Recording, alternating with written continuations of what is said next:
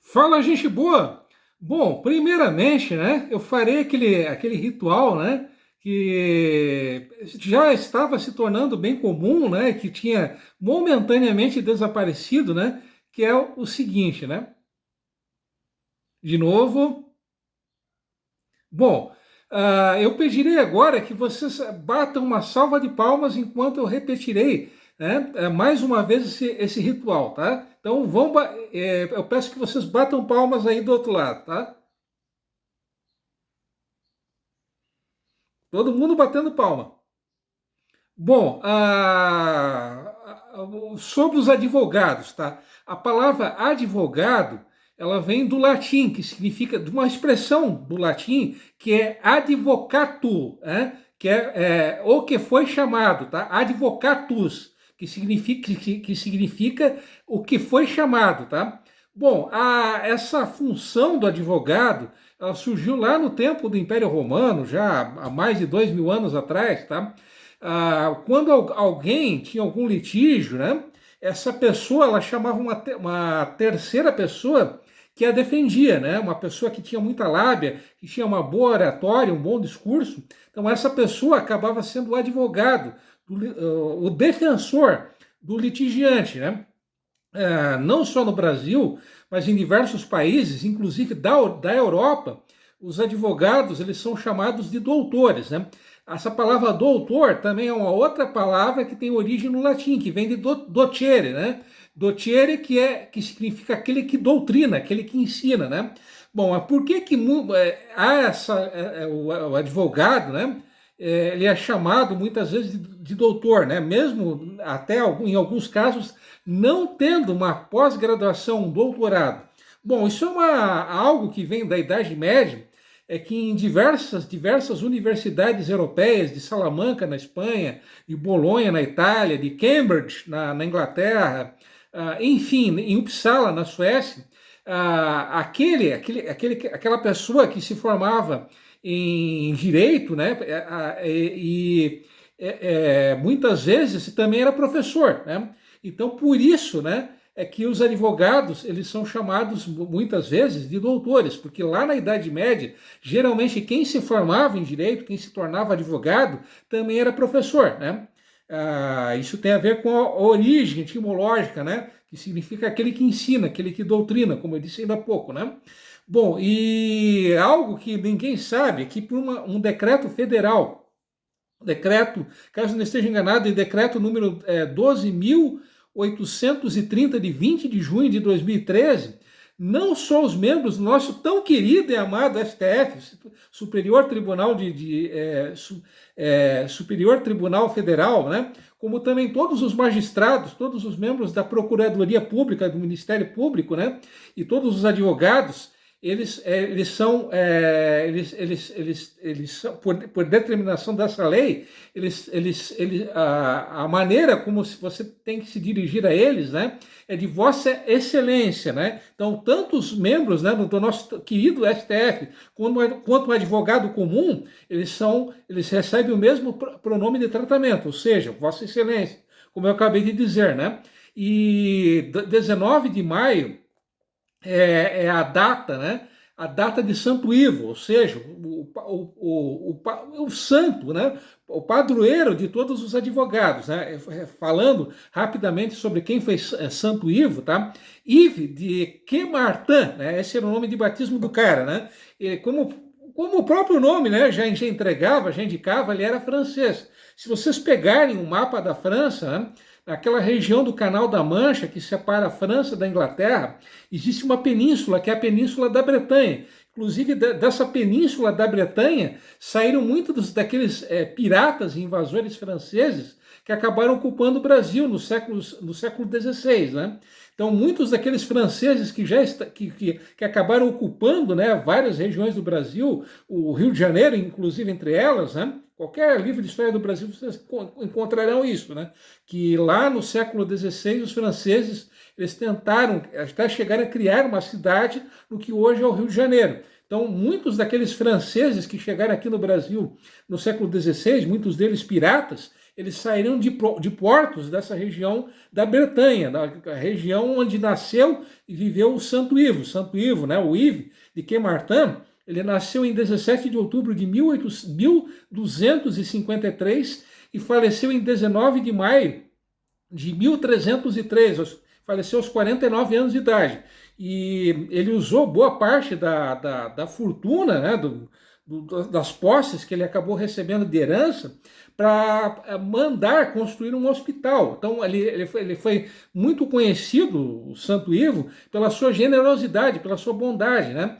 Ele próprio atendia, né, por vezes trabalhava, né, como médico, atendia os doentes, mas o que deu notoriedade a Santo Ivo foi o fato dele ter defendido as pessoas pobres, né? Então obviamente ele ficou conhecido como advogado dos pobres, né? E ele não cobrava nada por isso, né? Era uma pessoa extremamente bondosa, daí o fato dele ser o padroeiro de todos os advogados, né? Então, se você aí do outro lado é um profissional da área de justiça, então, no próximo dia 19 de maio, comemore, tá? O 19 de maio é o dia do padroeiro dos agentes de justiça, né?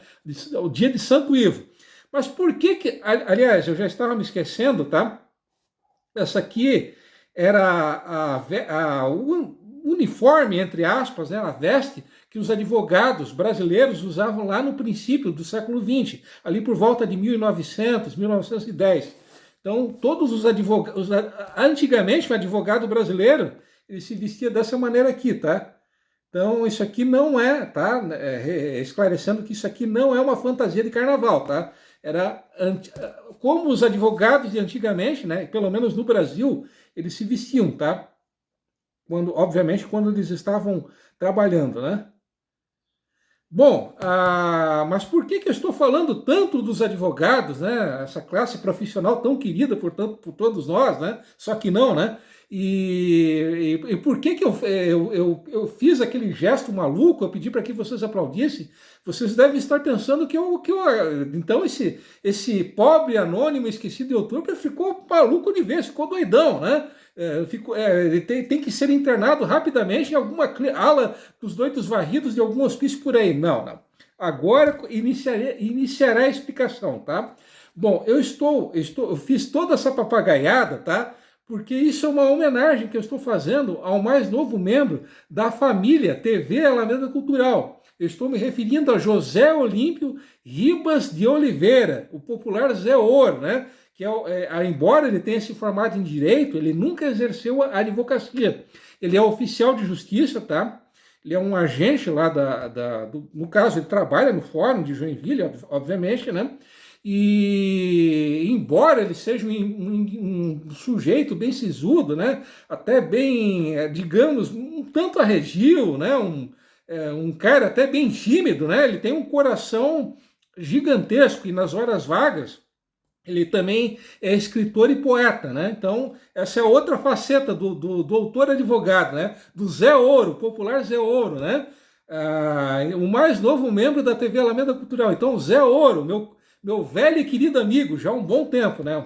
Meu velho e querido amigo Zé Ouro, seja bem-vindo aqui à TV a família TV Alameda Cultural. Então, você quer que eu jogue Confesso, assim como eu joguei Confesso no Zé Ouro? Então, basta se inscrever aqui no canal, não custa rigorosamente nada.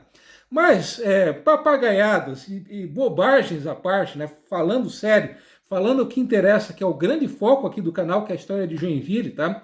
Na semana passada eu havia mencionado, né, um navio veleiro que partiu de Hamburgo no dia 4 de maio de 1853, ele acabou chegando a São Francisco 2 meses mais tarde.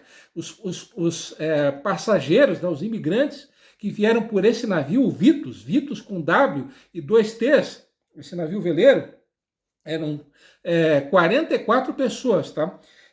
Bom, eles chegaram na então colônia Dona Francisca em 27 de junho, então foi uma viagem relativamente rápida. Então, naquela época, uma viagem marítima levava entre 2 e 3 meses. No caso do Vitus, desse navio veleiro que eu estou mencionando, levou 1 mês e alguns dias de viagem, né? 1 mês e 18 dias 1 mês e 23 dias, né, de viagem, né, no caso os passageiros do Vitus, né, obviamente.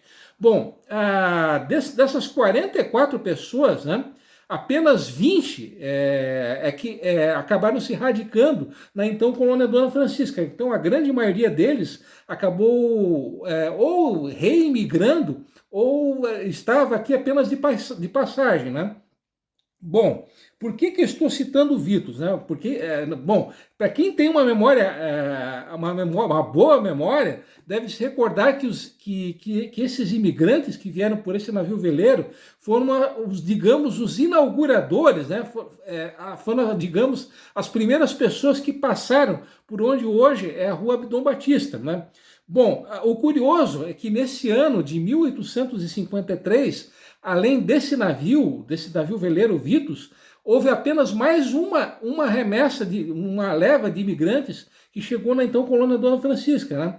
Então, naquele período que vai de 1851 até 1902, esse ano de 1853 foi o ano em que veio a menor quantidade de imigrantes para Joinville, né? Bom, do navio Vitus, infelizmente, não se sabe muita coisa a respeito dessas 20 pessoas que acabaram se radicando aqui em Joinville, né? Até, na semana passada, eu até cheguei a comentar sobre o